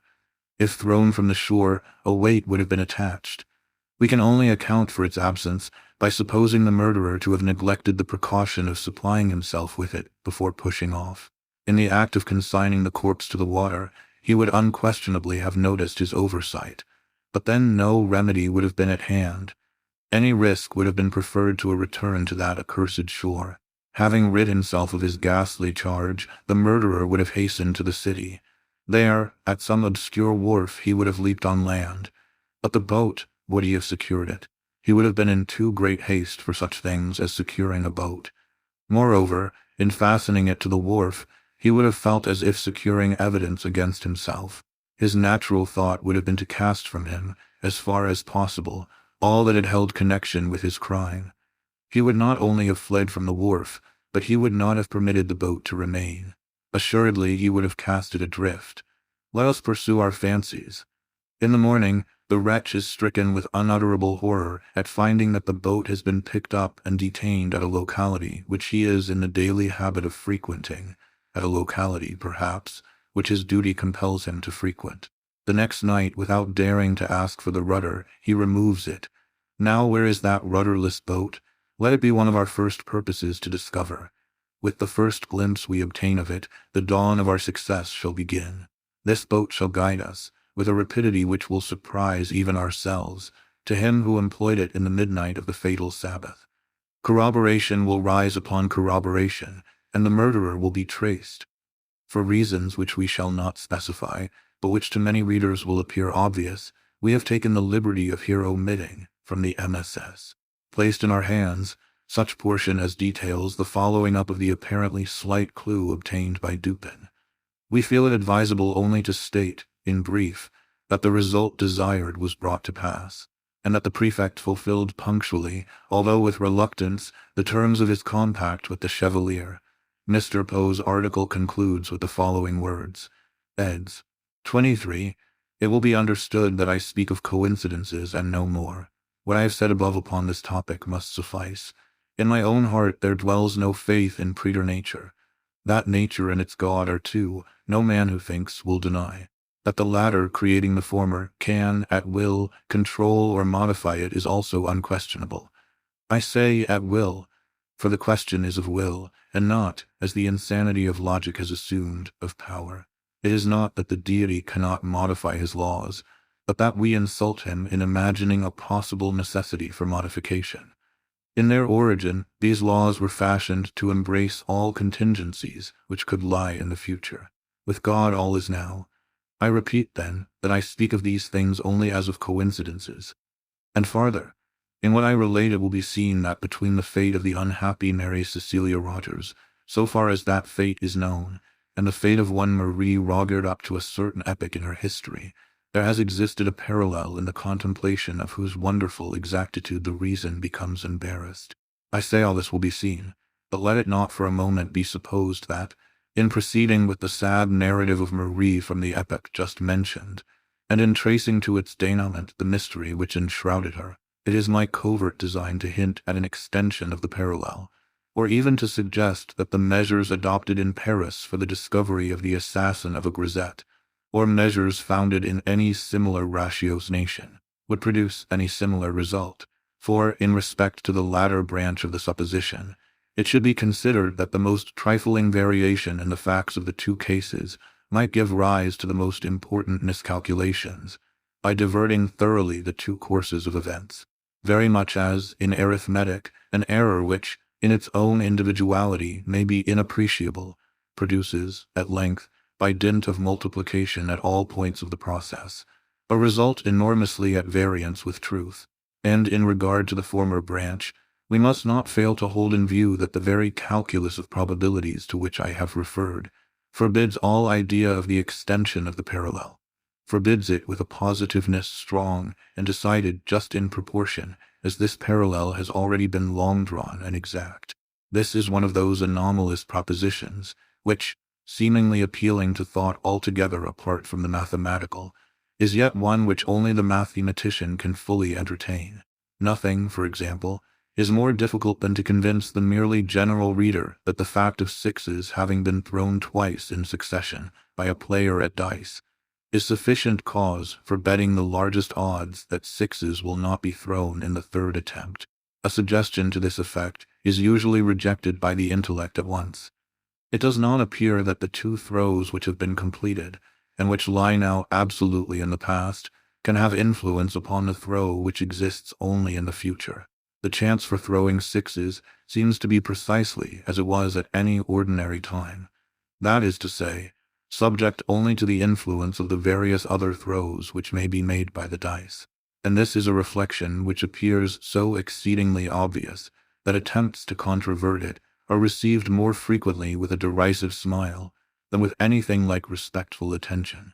The error here involved, a gross error redolent of mischief, I cannot pretend to expose within the limits assigned me at present, and with the philosophical it needs no exposure.